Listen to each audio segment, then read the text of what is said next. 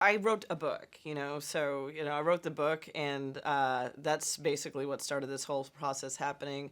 Michiko Kakutani at the New York Times wrote a great review of the book. She just loved it, went over the top, and said that I had created a Tina Fey character. So then it was as if she cast a movie. Within 2 weeks, Tina had read the book, and Paramount then optioned it for her. So it happened really quickly.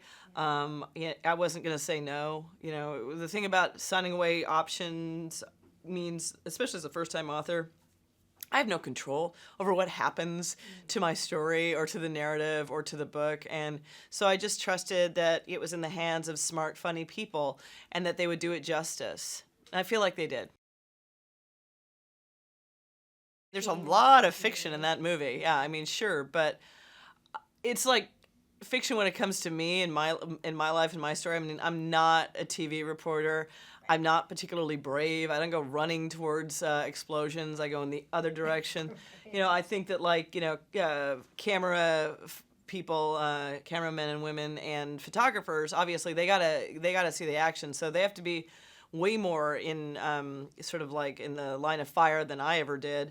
So I see the movie and I feel a little bit uncomfortable with being portrayed as brave or courageous because I don't really think of myself as somebody like that.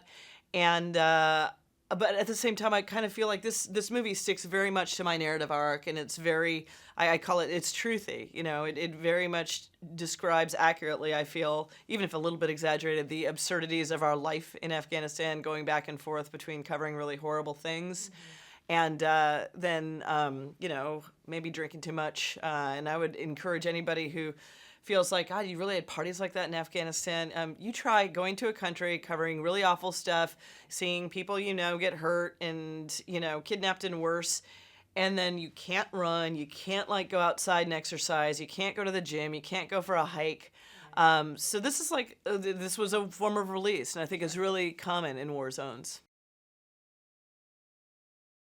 So surreal. God, when I went out on the set and you got a character, played by Christopher Abbott, who plays, my fixer slash translator slash friend. He's Fahim in the movie. In real life, he's Farouk. And watching him yell her name on set, Kim, and I'm just like, oh, guys, all meta, and it's all just sort of like making your head explode. And it's strange, because I am still a print reporter, and I cover New York City for the New York Times, and I'm an investigative reporter there.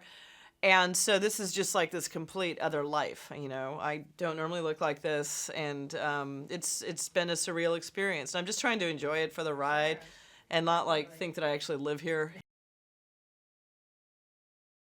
I don't want to give spoilers away, but it has to do with one scene between my character and Fahim, the character played by Christopher Abbott.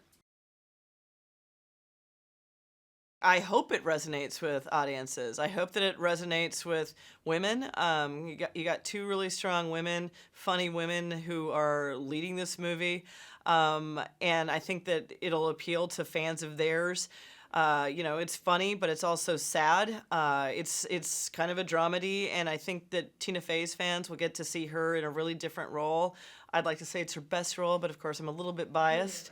And but it's really three-dimensional, real three-dimensional characters in this. And then I think it'll appeal to men because, I mean, it's a story about covering, conflict. It's a story that I think has a pretty universal appeal, and it's a different story. I don't think this is something that people are used to seeing in the theaters. I really hope people like it.